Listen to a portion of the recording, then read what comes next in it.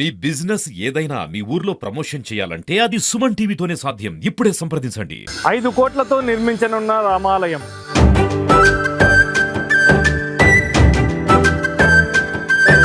రామ దేవాలయాన్ని నిర్మిస్తున్న ముసల్మాన్. శరవేగంగా సాగుతున్న రామాలయం పనులు. గంజేలి గ్రామంలో కుల మతాలకు అతీతంగా నిర్మిస్తున్న రామాలయంపై సుమన్ టీవీ ప్రత్యేక కథ.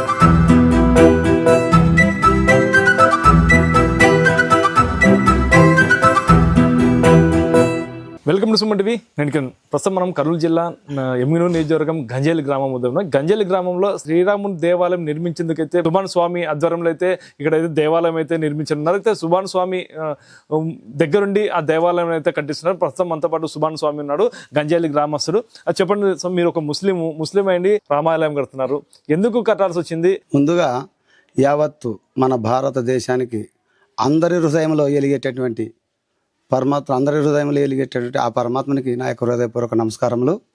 మరి రామదేవాలయం ఎందుకు కట్టాల్సి వచ్చింది మీరు అడుగుతున్నారు. ముందుగా ఇక్కడ మేము రూమల్లోకి వచ్చినాము, ఊర్లో వెళ్ళి షిఫ్ట్ అయ్యి ఇక్కడ మాకు భక్తి మార్గం చేసుకుందామంటే ఏది లేకుండా ఉంటే అందరం మా గ్రామ పెద్దలు అందరం కలిసి ముందుగా నాకు అక్కడ మహబూబ్ సుబహాని కట్ట అని జెండా కట్ట అంటారు, దాన్ని కొంతమంది దసిరాయ కట్ట కూడా అంటారు. అది కట్టి అందరం కలిసే కట్టినాము. మరి మామితే నీ అమ్మడు వచ్చి దాన్ని కట్టించాము కదా స్వామి, మరి మాకు కూడా ఇంత నీ యొక్క సహాయ సహకారం ఉంటే మేము కూడా దీన్ని కట్టుకుంటామంటే మా గ్రామ ప్రజల కోరిక మేరకు, అలాగే మా గ్రామ పెద్దల కోరిక మేరకు నేను ఈ విధంగా ఈ గుడి కట్టాల్సి వచ్చింది. గుడి కట్టాలంటే కొన్ని కోట్లు ఖర్చు అవుతుంది, ఆ డబ్బులు ఎక్కడివి? ఇంతకు కట్టాలంటే మీరే ముందుకు ఎందుకు వచ్చారు? మేము ఎందుకంటే ఈ ఊర్లో మహాత్మా బడే సాబ్ తాత అని మా తాత 7వ తరం తాత ఇక్కడ ఉంది. ఇక్కడ ఉరుసు కూడా అపురూపంగా జరుగుతుంది. ఇక్కడ హిందువు ముసల్మాను భాయి మాదిరిగా ఉంటాము. సబ్కా మాలిక్ ఏక్ హే అనే విధానంతో మేము నడుచుకుంటాము. అది ఎట్లా ఏక్ అంటారంటే కూడా దాని విధానం కూడా మేము చెప్తాము. కొందరు అల్లా గొప్ప అంటారు, మరి కొందరు యేసు ప్రభు గొప్ప అంటారు, మరి కొందరు ఈశ్వరుడే గొప్ప అంటారు. వీళ్ళందరికీ గొప్ప ఒక్కడే దేవుడని మా నమ్మకము. అందరికీ దేవుడు ఒక్కడే కదా అనే భావనతో మా తాత ఈ విధంగా అందరిలో కలిసిమెలిసి ఉన్నాం.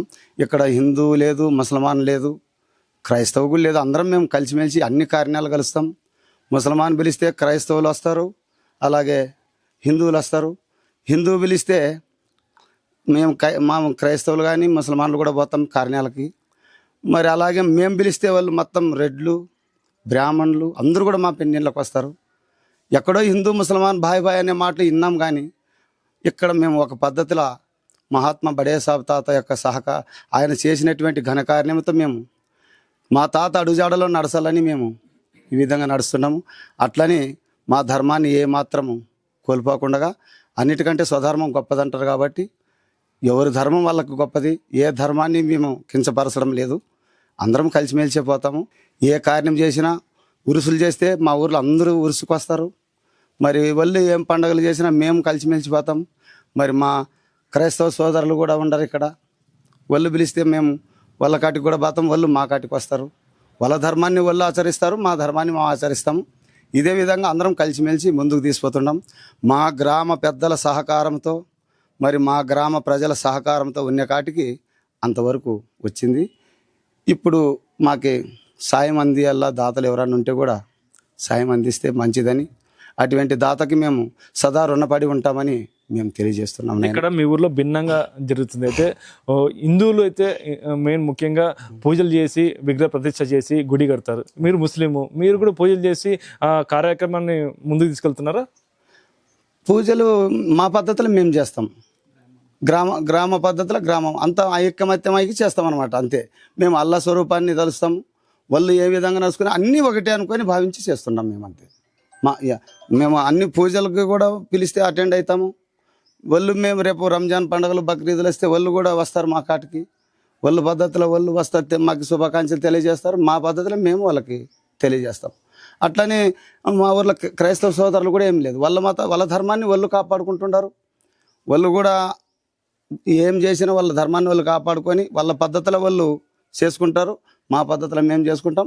కానీ ఒక సమస్య వస్తే అందరం ఒకటే అని భావన మాది, ఒకటే సబ్కా మాలిక్ ఏక అనే భావనతో మేము బతుకుతున్నాం. మీకు ఎప్పుడు కూడా మీ కులంలో కానీ మీ మతంలో కానీ వ్యతిరేకించలేదా? మీరు ముస్లిం ఏంటి, ఎందుకు రామ మందిరం కడుతున్నారు అనేది వ్యతిరేకత అనేది రాలేదా మీకు ఎప్పుడు కూడా? ఇప్పుడు రామ మందిరం అంటావు కదా, సనాతనము గొప్పదే, ఈ మతాలు గొప్పవే. ఏమైనా సనాతనము చాలా గొప్పది, అప్పుడు ఈ మతాలలో పుట్టలేదు కదా. ఇప్పుడు వెనక్కి ఒక 5,000 సంవత్సరాల కిందికి పోతే ఈ మతాలు ఉండవు. అడిగేది ఇప్పుడు ప్రస్తుత కాలంలో మీ ఊర్లో కానీ ఎవరు కూడా వ్యతిరేకించలేదా, మీ కులస్తులు కానీ మీ మతస్థులు కానీ? ఆ భగవంతుని దయతో, ఆ అల్లా కృపతో ఇంతవరకు నన్ను ఎవరు ప్రశ్నించలేదు, ఎవరు అడగలేదు. ఒకవేళ తప్పని తెలిపింటే వాళ్ళకి నేను ఇదొక్క పని తప్పో రైటో నన్ను తెలిసి చేస్తానో తెలియక చేస్తానో మా మత పెద్దలకు చెప్తాను. నేను ఇదొక్క పని నేను తెలిసి చేస్తానో తెలియక చేస్తానో నాకు తెలదు. మా హైందవ సోదరులు నాకు వచ్చి దర్గా కట్టించినారు, నేను వాళ్ళలో కలిసిమెలిసి ఉండాలని నేను కోరుకుంటాను. ఇప్పుడు రామ మందిరం కట్టినీకే ఎన్ని కోట్లు ఖర్చు అవుతుంది? ఇప్పటి వరకు ఎంత నిర్మాణం అయింది? నాయన గర్భగుడి కాటికి ఇది 31 అడుగు అడ్డము, 41 అడుగు నిలువు. దీంట్లో శ్రీరామ మందిరము, దత్తాత్రేయుని మందిరం ఉంది. ఇది ఇప్పుడు గుడి కాటికే 2,10,00,000.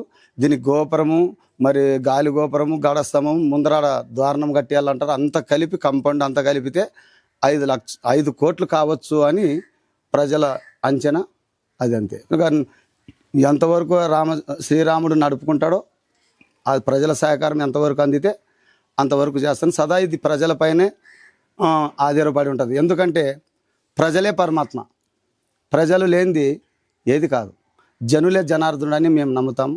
ఆ పరమాత్మ ఎంతవరకు సహకరిస్తే అంతవరకు సైనిక మేము సిద్ధంగా ఉన్నాం. 5 కోట్ల వరకు గుడి నిర్మాణం ఖర్చు అవుతున్నారు కదా.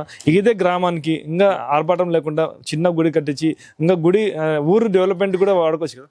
ఓకే, ఇప్పుడు చిన్న గుడి కూడా కట్టచ్చు, లేదు చిన్న ఒక 4 రాళ్ళు పెట్టుకొని కూడా దేవుని మొక్కచ్చు. ఇక్కడ మహాత్మా బడే సాబ్ తాత దర్గా ఉంది. ఇక్కడ చాలా చుట్టుపక్కల గ్రామం నుంచి వస్తారు. ఇప్పుడు జనాభా ఎక్కువ పెరిగింది. మరి రేపు రాబోయే కాలానికి పెండిండ్లు చేసుకుంటారు సీతారాముని గుడి కాడ. ఇక్కడ సవలతు బాగుందంటే రేపు భవిష్యత్తు అంచనేసుకొని చేసినాం. కానీ ఇక్కడేమి బాగా చేయాలా, నలుగురికి బాగా మెప్పు పొంది బాగా పెద్దగా చెప్పుకోవాలని ఇక్కడ చేయలేదు. భవిష్యత్తుని మేము ముందు అంచనేసుకొని ఈ విధంగా కట్టినాము.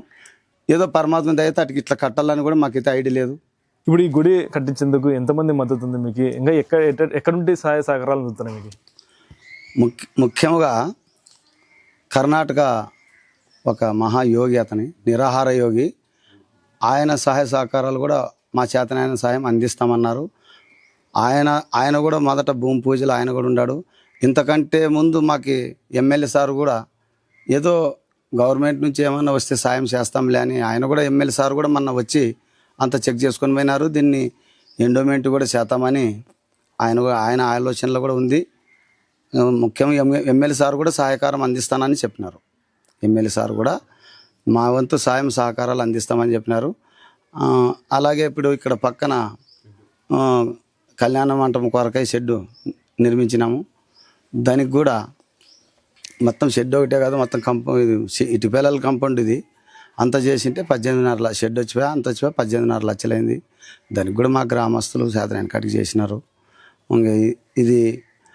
ఇది ఇన్ని కోట్లు అంటే మాకే అంచనేం తెలియదు. అటు వరకు వస్తుంది, అటు వరకు లేదో చేసుకుంటా పోదామని మొదలుపెట్టినాము, చేస్తుంటాం. గ్రామస్తులు చందాలు కాకుండా మిగతా అమౌంట్ ఏమన్నా తక్కువ పడితే మీరే సొంతంగా చేసుకుంటారా? ఎక్కడనైనా నా ఇంట్లో మీరు ఇల్లాలు స్వాధీనం చేసుకుని నాకు 1 సెంటు సొంత ఫలం లేదు. ఏమనైనా మహాత్మను మేము కూలిపోయే బతుకుతాము.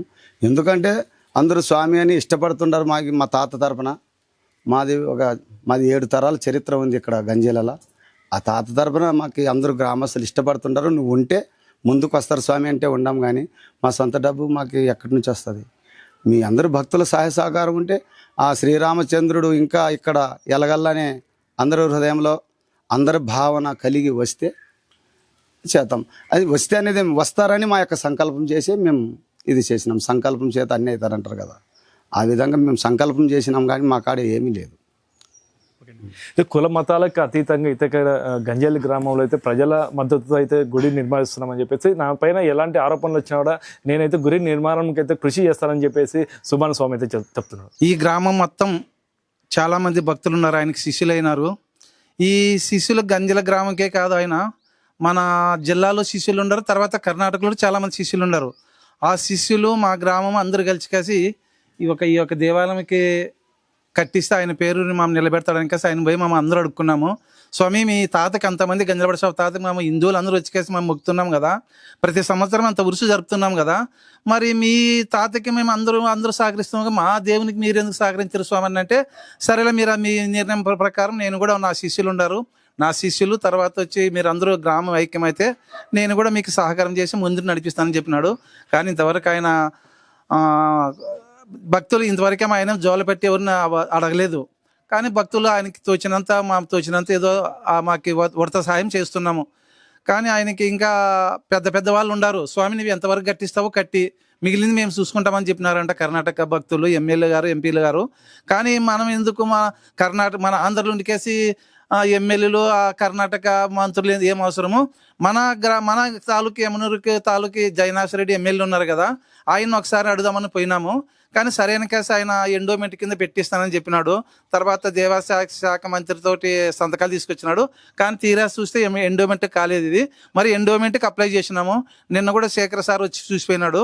మరి ఆయన కూడా నా సహకారులతో గవర్నమెంట్ ఉంటే కాదు, నేను కూడా నా స్వయం కృషితో నేను కూడా ఇవ్వగలను, నాకు తోచినంత నేను ఇవ్వగలను. కానీ ఈ గుడి మాత్రం ఆపొద్దండి, ఏది ఏమైనా ఆపొద్దండి అని మా సుభాన్ శాతకి ప్రజలకు చెప్పినాడు. కానీ ఆ ధైర్యంతో ముందుకు పోతున్నాం. మేము క్రైస్తవులైనా అన్ని దేవుళ్ళు పాటిస్తాం. ఇక్కడ మాకు గంజల గ్రామంలోనో పెద్దగా బడే సాహెబ్ తాత ఉన్నాడు.